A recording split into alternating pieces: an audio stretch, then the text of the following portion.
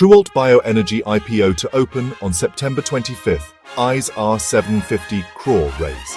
Bengaluru-based ethanol giant, Trualt Bioenergy is set to launch its Rs750 crore IPO on September 25th, with the anchor book opening a day earlier.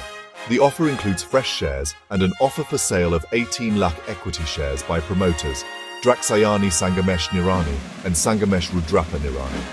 The IPO closes on September 29th, with allotment on September 30th and listing expected by October. Proceeds will fund multi-feed stock operations at its 300 KLPD Unit 4, working capital needs, Rs425 crore, and general corporate purposes.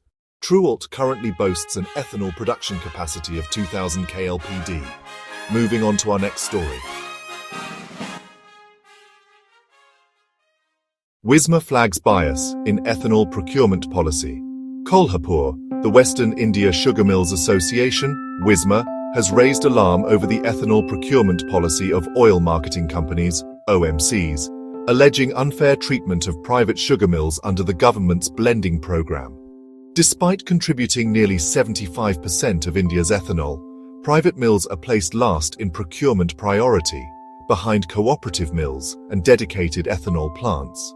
WISMA President Bibi Tombar said this sidelining undermines Rs15,000 crore in private sector investment.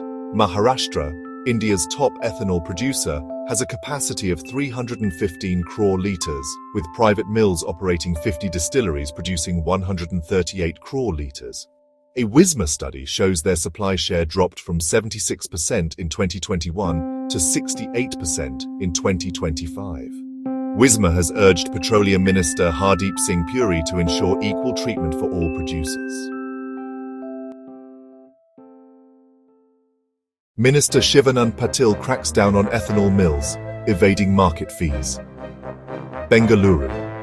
At a state-level review meeting, Minister Shivanand Patil directed officials to issue notices and file criminal cases against maize and rice-based ethanol factories evading market fees.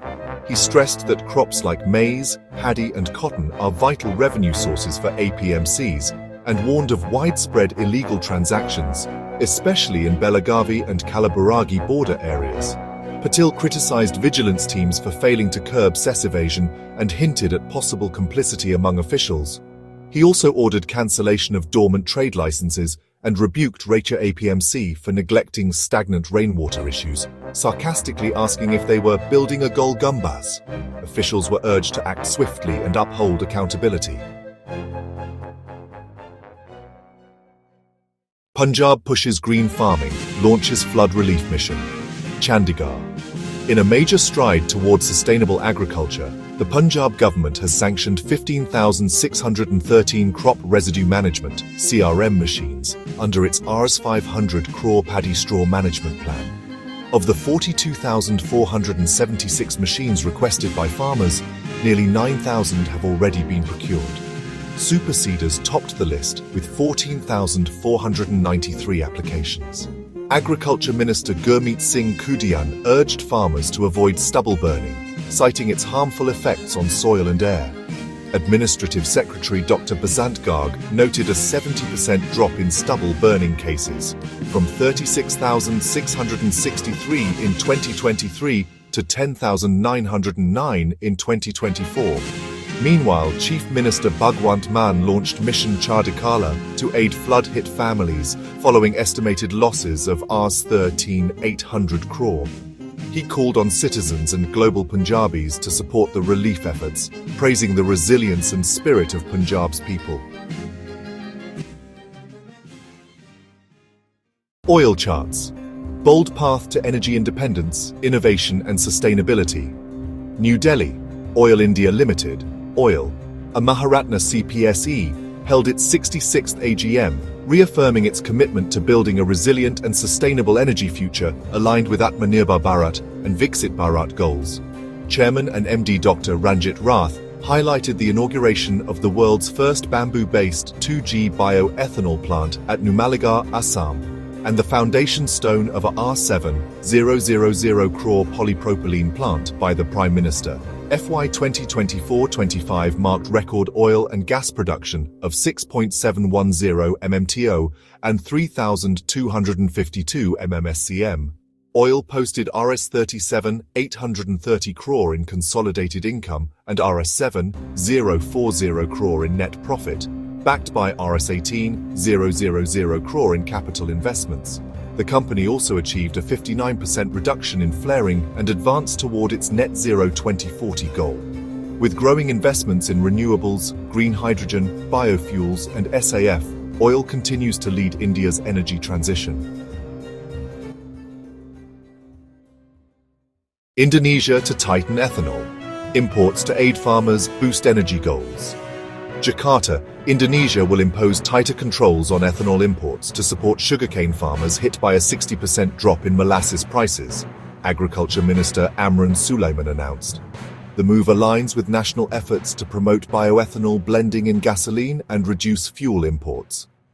Despite an annual production capacity of 303,325 KL, domestic ethanol output in 2024 was only 160,946 KL, with imports at 11,829 KL. The government aims to strengthen local production and ease farmer distress, while Pertamina plans to raise ethanol blends in fuel to improve quality and sustainability. India poised to lead global SAF revolution, Deloitte ISMA report. New Delhi, Deloitte and ISMA unveiled the India's SAF roadmap on September 11, 2025, spotlighting India's potential to become a global hub for sustainable aviation fuel, SAF. With aviation emissions set to surge by 2050, SAF is projected to deliver up to 66% of sectoral emission cuts. India's sugar industry could produce 350-400 crore litres of SAF via surplus ethanol by 2040, meeting over 50% of national demand. Near-term production of 125-150 crore litres by 2030 is feasible without disrupting sugar or ethanol supply. ISMA DG Deepak Balani emphasised India's readiness to scale SAF, calling it a win for climate, farmers, and national energy goals. The report urges policy support through blending mandates, financial incentives, streamlined approvals, and R&D investment to unlock SAF's full potential. Sharad Pawar backs Gadkari's ethanol push, calls for sugar sector reforms. Kolhapur, NCP, SP. Chief Sharad Pawar praised Union Minister Nitin Gadkari for his pivotal role in promoting ethanol, calling his efforts beneficial to sugarcane farmers and the sugar industry. Speaking at a sugar mill workers' convention in Punjab, Pawar said the ethanol policy has helped stabilize sugar prices. He urged policy reforms to cap mill crushing capacities and limit ownership concentration, warning that large mills threaten the survival of smaller ones. At a press conference, Pawar also criticized alleged political favoritism in loan distribution to cooperative mills, stressing that aid should be need-based. Highlighting the shift in industry dynamics, he noted that private mills now outnumber cooperatives, 106 to 96, reversing past trends. India's ethanol blending goal on track, feedstock surplus ends scarcity fears. New Delhi. India's push for 20% ethanol blending by ESY 2025 is no longer hindered by feedstock concerns, says a new report by Incred Research. With Food Corporation of India's rice stock at 54 mmT, 4 times the buffer norm, just 23 mmT could yield 11 billion litres of ethanol, enough to meet the entire blending target. Record grain output in FY 25, 150 mmT of rice and 42 mmT of maize, further strengthens supply. While sugar-based ethanol faces policy challenges, grain-based distilleries are well positioned to thrive. The report concludes that India's ethanol program has decisively overcome the scarcity myth, unlocking a new chapter in energy security and farm productivity. India achieves E20. Ethanol blending early. Industry calls for roadmap to E27. New Delhi. India has reached its E20 ethanol blending target 5 years ahead of schedule, marking a major leap toward energy security and lower carbon emissions. However, industry leaders say the journey must continue. Munish Marden, Maryland of the Catalysts Group, emphasized the need for a clear roadmap beyond E20 to safeguard investments and ensure industry viability. With sufficient feedstock and production capacity already in place, India is ready to support E27 blending levels. Madden urged the government to introduce a national biofuel policy outlining phased blending targets, transparent pricing, simplified transport and tax norms, and expanded storage infrastructure. Without timely support, new ethanol plants risk becoming unviable, threatening financial stability and national energy goals. MHI achieves breakthrough in clean bioethanol production. Tokyo, Mitsubishi Heavy Industries, MHI, has achieved over 99.5% ethanol purity using its proprietary Mitsubishi Membrane Dehydration System, MMDS registered trademark, at its pilot facility in Nagasaki Carbon Neutral Park. The innovation meets domestic fuel standards and marks a major leap in clean fuel technology. MMDS registered trademark replaces energy-intensive dehydration methods with molecular sieve separation, cutting energy use by over 30% and enabling compact equipment design. With successful pilot tests, MHI now plans a demonstration facility to fast-track commercialization.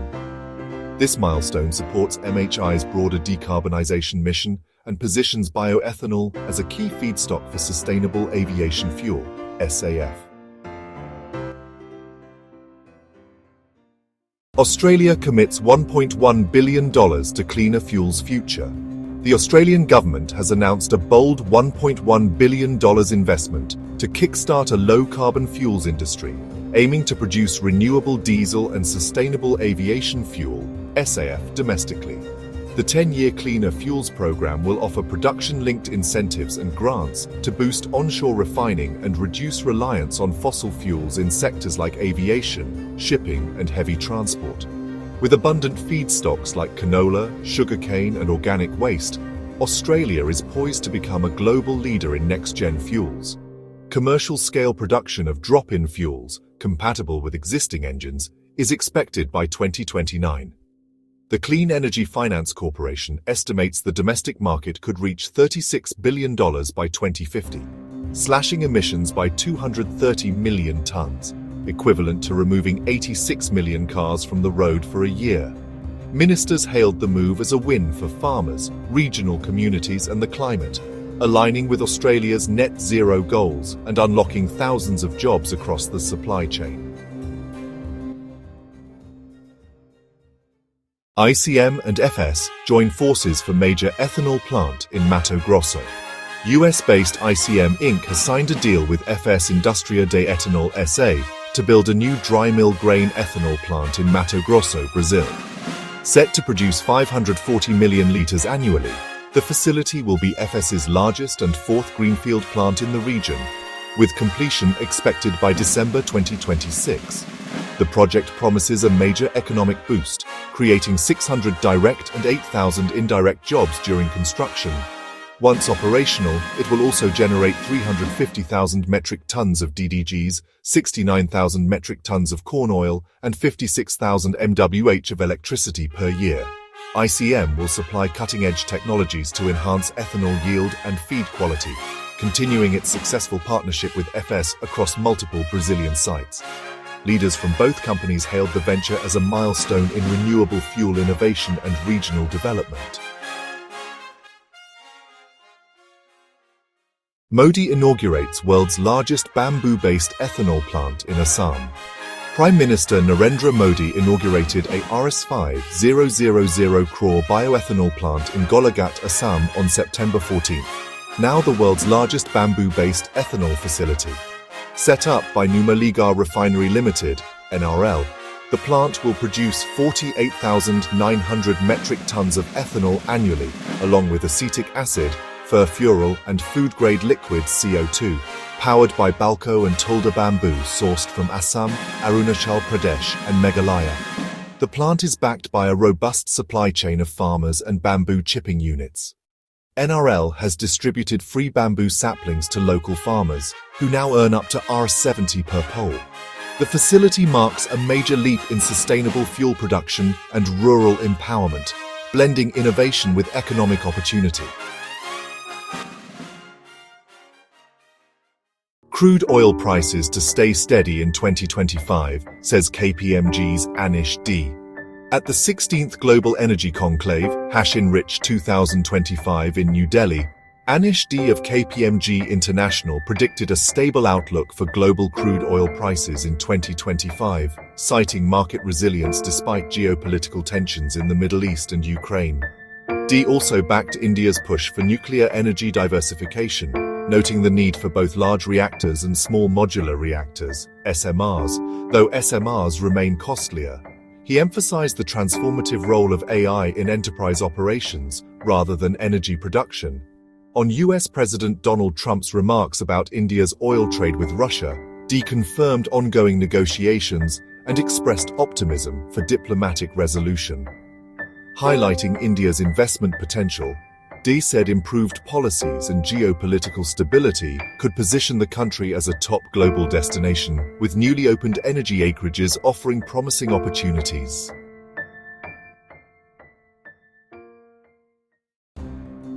India hits ethanol milestone, government to reassess future targets. Union Minister Hardeep Singh Puri announced that India will pause to evaluate its next steps in ethanol blending after achieving the 20% target, E20, 6 years ahead of the 2030 deadline. Speaking at the KPMG Enrich 2025 event, Puri celebrated the country's rapid progress, from 1.4% in 2014 to 10% in 2022, and now E20. Despite concerns from consumers and automakers about engine health and fuel efficiency, the oil ministry dismissed claims against E20, citing multiple factors that affect vehicle performance. Puri emphasized that biofuels are not to blame. Since 2014 to 15, ethanol blending has saved Rs 140 lakh crore in foreign exchange, paid Rs 120 lakh crore to farmers, and cut massive CO2 emissions. The Supreme Court recently upheld the nationwide rollout of E20, rejecting a plea for ethanol-free petrol. The government now plans to reassess its roadmap, balancing sustainability with stakeholder feedback. Uttar Pradesh, set to lead India's green aviation fuel revolution. Uttar Pradesh is gearing up to become India's hub for sustainable aviation fuel, SAF, with plans to launch the country's first SAF manufacturing promotion policy 2025, announced by Shashank Chowdhury, ACEO of InvestUp at the SAF conclave in New Delhi. The policy aims to convert agricultural waste like sugarcane bagasse and rice husk into biojet fuel, creating cleaner energy and new income streams for farmers. With 5 international airports, modern infrastructure, and a strong workforce, UP is primed for global investment. Union Ministers Kinjarapu, Ramohan Naidu, and Hardeep Singh Puri reaffirmed support for clean energy and global partnerships. Chowdhury also met Iceland's envoy to explore collaboration on building a green aviation ecosystem. AM Greeneye's expansion after successful bamboo biorefinery launch in Assam. Following the commissioning of India's first bamboo-based biorefinery in Numaligarh, Assam, inaugurated by PM Narendra Modi, green energy firm AM Green is set to scale up operations across India and globally. The facility, developed with Numaligarh Refinery Limited, uses organosolve technology to convert bamboo into fuel-grade ethanol with low carbon intensity. The plant processes 300,000 tons of bamboo annually, producing 49,000 tons of ethanol, 19,000 tons of furfural, 11,000 tons of acetic acid, and 144 gigawatt-hours of green energy. The first ethanol batch has already been dispatched for petrol blending. AM Green is exploring new sites in Assam, Andhra Pradesh, Uttar Pradesh, and abroad, with global licensing interest surging. CTO SSV Ramakumar called the project a commercial benchmark, marking a major stride in India's ethanol blending program and clean energy goals. Ethanol saves sugar mills, empowers farmers. Gadkari in Pune. Union Minister Nitin Gadkari hailed ethanol production as a lifeline for Maharashtra's sugarcane farmers and mills, speaking at the 10th anniversary of the NAM Foundation in Pune. He revealed that without ethanol, nearly 90% of sugar mills in western Maharashtra would have shut down. Gadkari also shared plans to develop isobutanol as a diesel alternative and sustainable aviation fuel from biogas, urging farmers to diversify into fuel, electricity, and hydrogen production for rural prosperity. He noted that corn-based ethanol has boosted farmer incomes, with prices rising from Rs1, 200 to Rs2, 800 per quintal, and tripled production in states like UP, Bihar, and Maharashtra. Addressing water disputes, Gadkari said 23 interstate river conflicts have been largely resolved, and improving irrigation and milk production could transform rural life. Later, at a Gita Dharma Mandal event, he encouraged using videos and reels to share the Bhagavad Gita's teachings with youth, emphasizing that politics should drive social reform, not just power. PM Modi inaugurates bamboo-based bioethanol plant in Assam, pushes for clean energy. Prime Minister Narendra Modi on Sunday inaugurated the Assam bioethanol plant and laid the foundation stone for a polypropylene facility at Numaligarh Refinery Limited, NRL, in Golaghat, Assam, marking a major step toward clean energy and industrial growth. Highlighting ethanol as a key alternative fuel, Modi said the bamboo-based plant will benefit farmers and tribal communities, with the government investing Rs 200 crore annually to support bamboo cultivation and chipping units. He emphasized that India is now producing ethanol from bamboo, once restricted under previous laws, and praised the policy shift for unlocking new opportunities in the northeast. The projects are expected to boost regional development, create jobs, and reduce dependence on oil and gas. That concludes our comprehensive ethanol and biofuels news bulletin covering all major developments across India and globally. Thank you for watching.